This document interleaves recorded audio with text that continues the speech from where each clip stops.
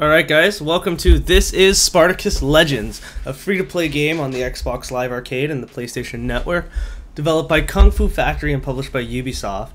It released on June 25th, and it is based on the Starz television series Spartacus, which is based on a real-life gladiator of the same name.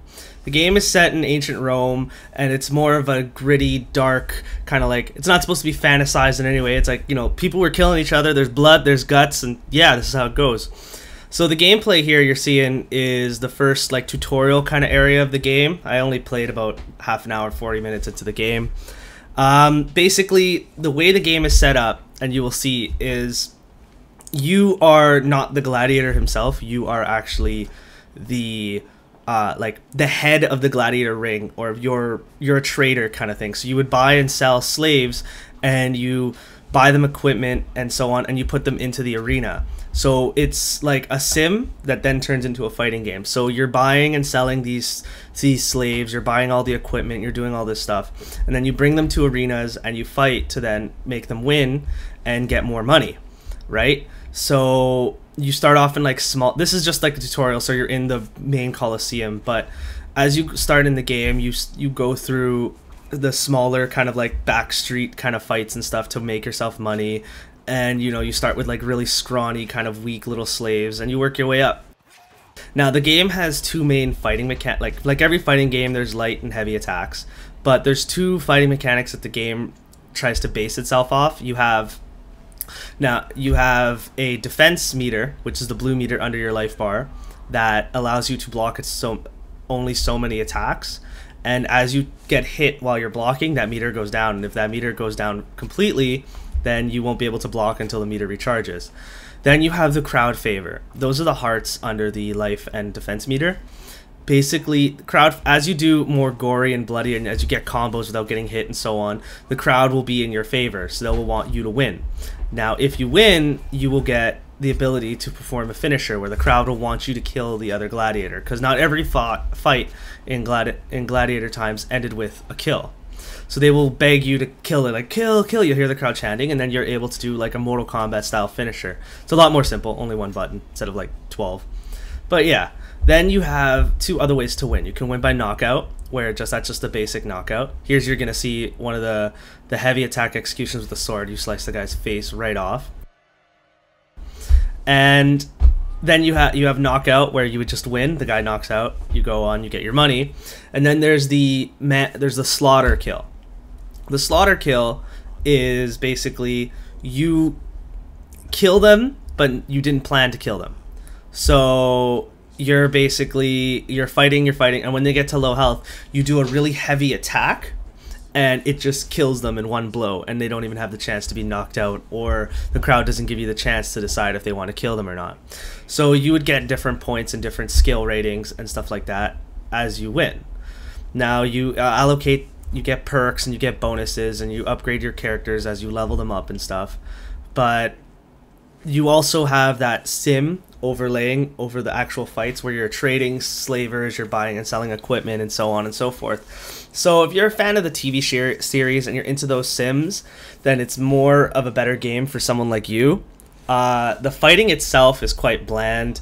You know, it's just not many combos. It's not really fast-paced. It's really kind of overall. And the graphics obviously aren't the greatest, but hey, for a free game, can't complain. Now, let's look at some achievements we got here. Since it's an arcade game, there's only 12 achievements with a total of 400 Microsoft points, achievement points, but, you know, any achievement's better than no achievements, right? So there's well-versed in weaponry, at least one match with each fighting style. Hardened for battle, defeat an opponent of a threat rating 100 or higher. So threat ratings are your fighter ratings. As you win matches, people say like, okay, yo, this fighter is dangerous, he's won a lot of matches, or this fighter, it sucks, he's not won much. So that fighter rating directly allocates to like your skill, I guess, so you can see how good a fighter is. So that's kind of like, I guess, story progression. As you go on, you'll be fighting harder and harder gladiators, and you will eventually meet a gladiator that has a threat rating of 100 or higher. Beat strong, bloody heart. Won 5 consecutive fights in the Insulae district. So there's 5 districts of the city of Rome that you go around. You start in the back alley kind of outskirts, and you work your way into the city until you get big enough that you're like, let's bring your gladiators to the Colosseum. Rejected by hell, revived a dead gladiator for the first time. So I haven't actually gotten to that point in the game. Maybe, you know, there's a point where a gladiator gets knocked out or slaughtered and you can heal them. I don't think you can revive a gladiator from an execution because, like, if their face gets cut off, don't know how that works. Vidi Vici Veni, drove the crowd into a frenzy and won a fight by executing your opponent with a finishing move. That's straightforward. You win, you do really well in the fight, the crowd says, hey, execute them, and then you can execute them.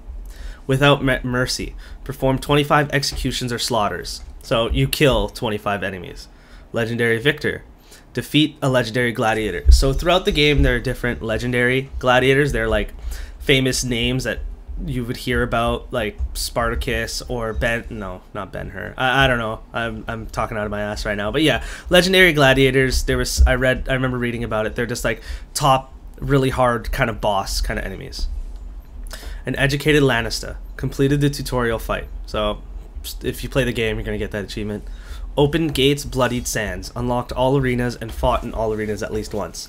So again, as you progress, you unlock different arenas to fight in with different gladiators to fight in every area at least once, get that achievement. Rich and famous, reach level 50 fame.